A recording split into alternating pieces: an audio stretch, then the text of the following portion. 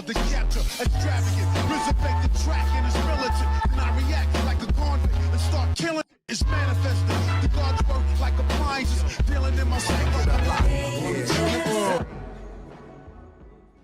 The moment in the Naruto manga when it revealed in 2014 that Kage was building an army, the number one question that the Naruto fandom had at the time was why in the world was the person who most fans at the time dubbed to be the goddess of the verse feel the need to build an army. Months later, just as 2015 began moving along, fans would learn in the newly revealed Naruto Gaiden that Sasuke had now discovered a threat that was stated to be beyond Kaguya. Later on that year, later in the summer, we would see firsthand that Sasuke's fears were indeed correct when the Boruto movie came out. We were introduced to Kinshiki, the foster father and guardian of Momoshiki. Kinshiki, despite his massive size, possessed enough speed to keep up with the weakened version of Sasuke, who was operating at less than full power due to the massive chakra expenditure that he has to use in order to operate his space-time ninjutsu. Not only that, but he was shown transforming chakra into weapons and showing off brute force that balanced out Sasuke's incredible speed and skill. We saw firsthand that this threat beyond Kaguya was something that we clearly needed to take more seriously. However, almost 5 years since the Boruto movie has come out, it still feels as if a lot of people both don't truly understand how frightening of a character Kinshiki is in terms of his skill, his abilities, as well as his power. So in this latest installment of the True Power series, Otsutsuki Clan Edition, we're going to be taking a deep dive at the character Kinshiki. So when it comes to Kinshiki, this 7.5 foot tall and massive framed warrior tends to have fans turn their nose up at him a lot. Despite being shown stalemating Sasuke on more than one occasion, containing a perfect Jinchuriki with his brute force, and fighting off several Kage level fighters, each with their own unique fighting style, I've still seen some fans call him a fodder god tier character, which I find to be hilarious. To start things off, I want to address the statement written in the Boruto movie databook, which, just to restate, should not be confused with the Boruto manga character profiles that a lot of people cite when it comes to Boruto discussions. These are two completely different things. The Boruto character profiles are profiles that are written by Kodachi, the writer of the Boruto story, and when it comes to the Boruto movie data book, this is the 8th and final data book that was written by Masashi Kishimoto,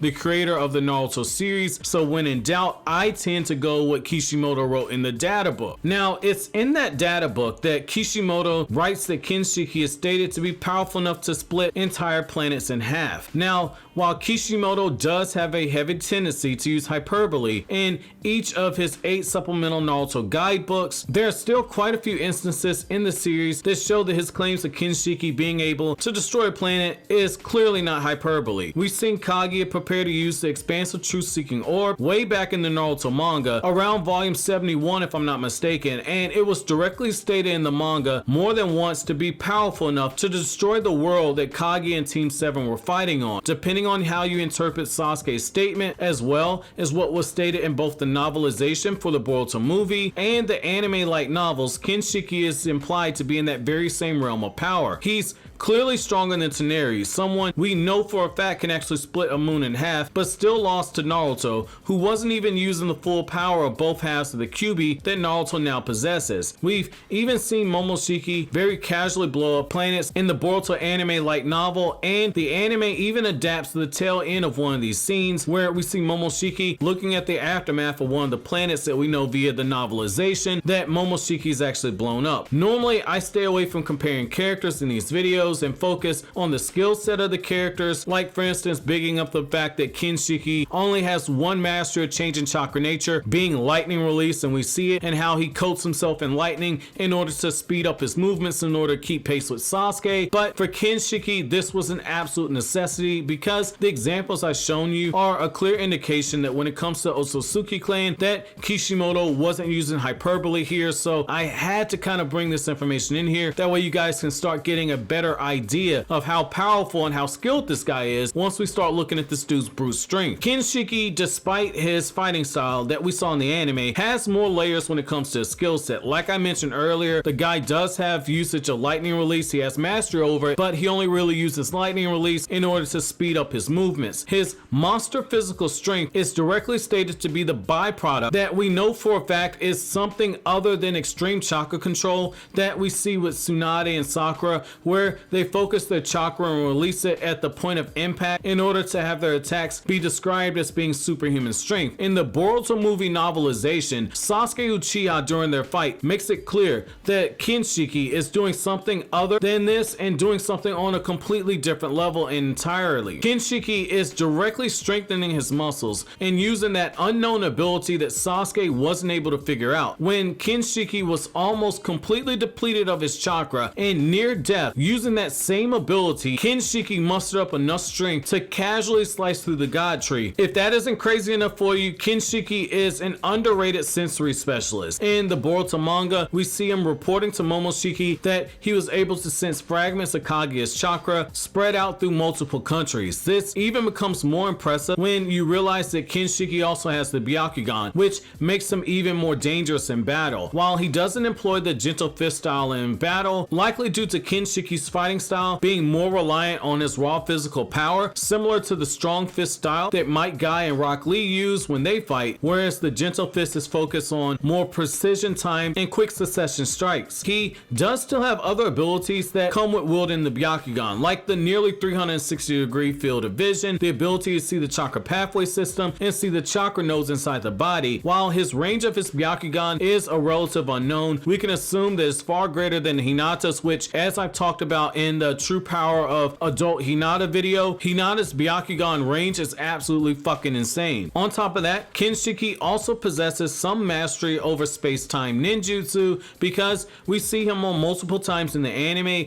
use space-time jutsu to teleport himself to different destinations and into different dimensions. However, unlike Sasuke, there doesn't appear to be any type of drawback to him using this and trading it off with losing a massive amount of his chakra to do so. Similar to Momoshiki, Kinshiki can also absorb any type of elemental jutsu that is thrown at him. However, where he differs from Momoshiki, at least the first version of Momoshiki, is how he uses the chakra that he's absorbed. Whereas Momoshiki could shoot the chakra back at you, more powerful than what you used on him, Kinshiki directly transforms the chakra that he absorbs, and he uses it to create weapons like his axe and his halberd. Whereas the Boruto movie novelization heavily implied that while Momoshiki was powerful, he also cut corners and didn't particularly enjoy training. Kinshiki, on the other hand, did not skip out on his training, as shown with his ability to strengthen his muscles beyond that of what Sakura and Tsunade's chakra enhancing attacks are capable of dishing out. We also see very briefly in the anime and manga and novelization that his taijutsu is proficient enough to hold off multiple Kage level fighters who are fighting him at the same time, and most importantly, his close quarters combat was good enough that he was able to stalemate and briefly pressure Sasuke, who's operating at less than 50% of his chakra, which it should be noted that this weakened version of Sasuke is still stronger than the version that we saw who fought against Kage in the war arc. Now, what I personally love about Kinshiki is his ability to turn chakra into weapons, because we see him use a variety of weapons and wield them all with high levels of skill. Kinshiki can create a kanabo, which has a design that was taken from the feudal lord era samurai, which is once again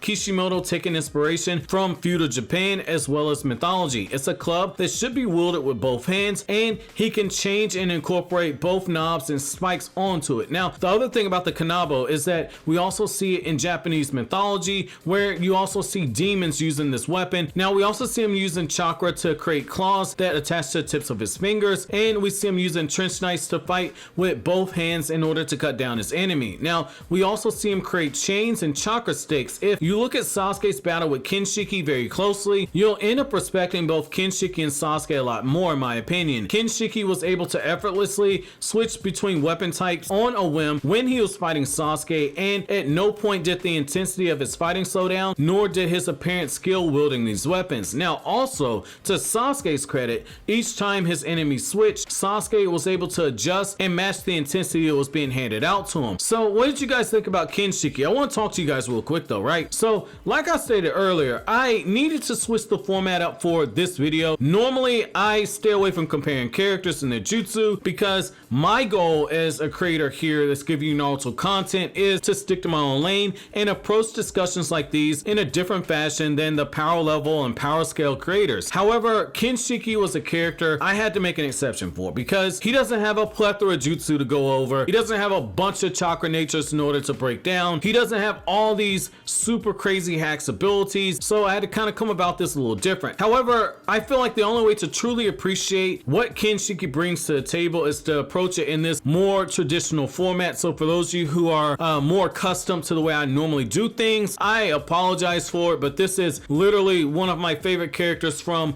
the Boruto era when it comes to the antagonist. I love this guy's design, I love the guy's abilities, and I feel like the only way to truly appreciate it is to do those comparisons. So again, I apologize, that's not normally something I do here on this channel, but I will also say that that's also why I had to incorporate some of the mythology and some of the information about the historical information when it comes to this Kanabo. Normally that's stuff that I leave to my man Anime Balls Deep. That's stuff that Adil likes to do on his channel when he does his 10 things you didn't know about this character or that character. So I had to kind of step on those toes for a second because this is something I really wanted to talk about for a long time. So let me know what you guys think about that. If you like, in particular, the history and mythology aspect of it, that's something I might consider adding into more of these videos. But as always, guys, if you like anything I had to say, don't forget to comment, rate, subscribe, and share. Thank you so much for watching all the way to the end. Have an awesome day, guys.